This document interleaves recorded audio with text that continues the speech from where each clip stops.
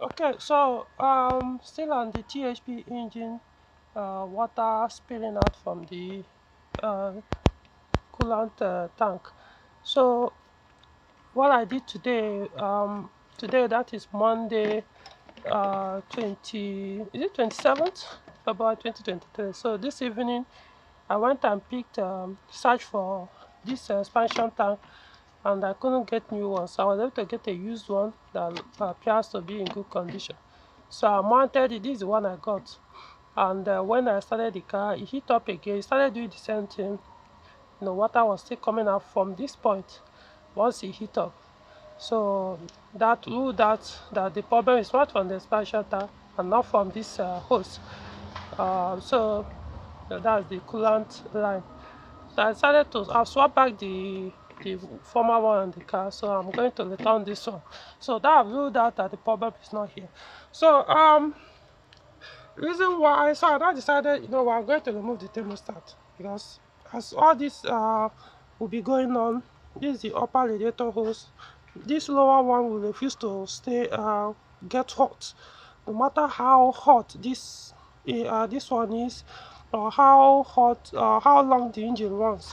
It just that after a while it will feel warm but not necessarily hot. So I've removed the thermostat housing. Of course, the thermostat inside, you can see this from where I removed it. So where did I keep it? So yeah, it is. So this is the thermostat housing. So you can see the gunks. Look at the thermostat inside. So it's possible the thermostat is still okay, but this thing will not allow it to get warm, to open these gunks. These ones I believe are coming from the heater matrix. Um, this is the other side of the thermostat. Uh, these are the two hoses that connect the heater matrix. So those gunks are still there. And see where now this one that goes to uh, this is the upper radiator hose.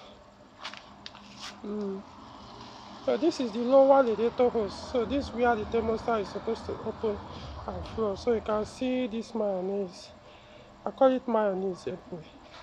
So I don't know. It's possible it has affected the thermostat is no longer opening. Might still be good, but this thing will not allow it to open. So what I'm going to do is I'm not going to put a new thermostat housing, because if this thing is still inside the thermostat. This mayonnaise is still inside the heater matrix. So what I'm going to do is I'm going to get another thermostat housing, an old one that has failed, remove the thermostat. I'll find a way. I have someone that knows how to do it.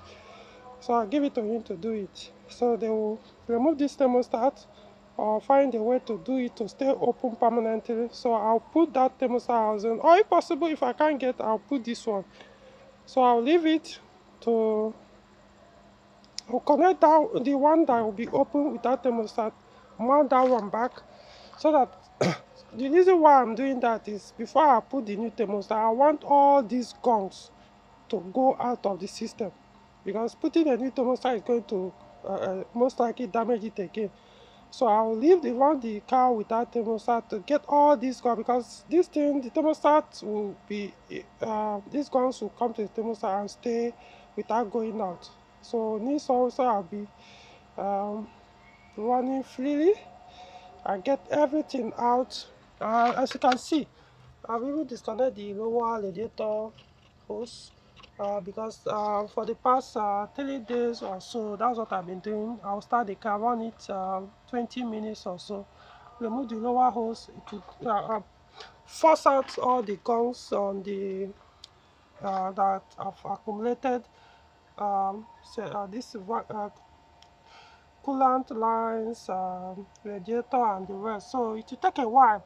Like I said, I'll be using water. Take a while to get all these things out.